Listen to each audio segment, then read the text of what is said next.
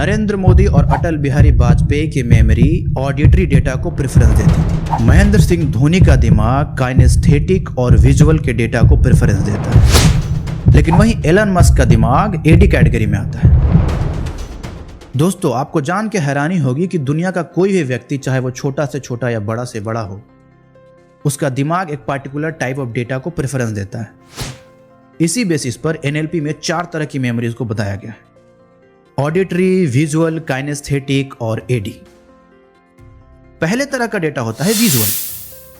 ये वैसे दिमाग होते हैं जो कि विजुअल डेटा को सबसे ज्यादा प्रेफरेंस देते हैं, जैसे कि ग्राफ्स, इमेजेस, वीडियोस।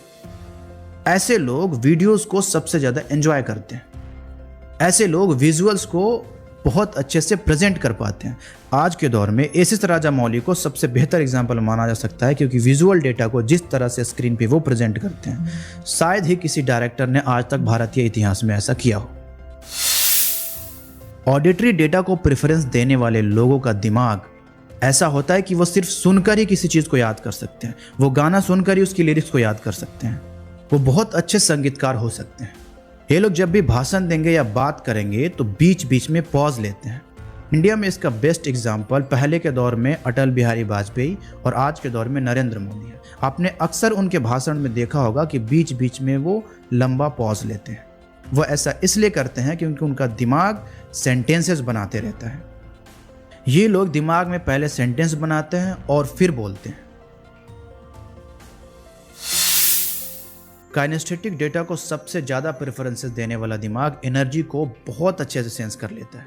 ये लोग बहुत अच्छे स्पोर्ट्स पर्सन या डांसर्स हो सकते हैं। ये लोग एक पल में ही आपके पास बैठकर आपके फेस पे बिना देखे हुए आपका मूड बता सकते हैं। महेंद्र सिंह धोनी या विराट कोहली इसके सबसे बेस्ट एग्जाम्पल है। महेंद्र सिंह धोनी काइनेस्थेटिक और विजुअल के मिक्स हैं। फील्ड के सजाने के तरीके को देखकर ये कहा जा सकता है कि इनकी विजुअल मेमोरी बहुत ही अच्छी है। हर एक पल इनको मालूम होता है कि कौन प्लेयर कहाँ है और क्या कर रहा है। वहीं अपनी बॉडी को इस हिसाब से यूज करते हैं कि फ्रैक्शन ऑफ सेकेंड में ही स्टंप कर देते हैं। बैट को इतनी तेजी से घुमाते हैं कि क्षण भर में ही बॉल बाउंड्री के बाहर चला जाता है। इससे यह साबित होता है कि इनका काइनेस्थेटिक मेमोरी बहुत अच्छे से काम करता है। अगला और सबसे इंपॉर्टेंट कैटेगरी है एडी।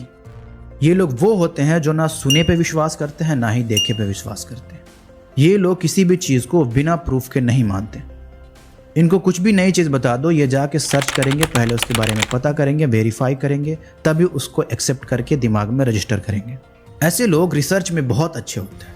आइंस्टीन इसका एक बेहतर एग्जाम्पल है। आज के दौर में एलन मस्क की मेमोरी एडी कैटेगरी की है। सिर्फ एरोडायनामिक्स की किताब पढ़ के एक रॉकेट को डिजाइन कर देना कोई एडी व्यक्ति ही कर सकता है।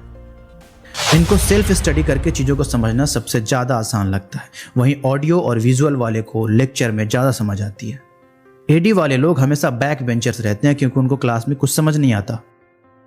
वहीं ऑडियो और डिजिटल वाले क्लास में बहुत अच्छे से स्टडी कर पाते हैं क्योंकि वो प्रोफेसर की लेक्चर को बहुत अच्छे से सुनते हैं और बोर्ड पे बनाए हुए चित्र या सेंटेंसेस को भी अच्छे से देखते हैं।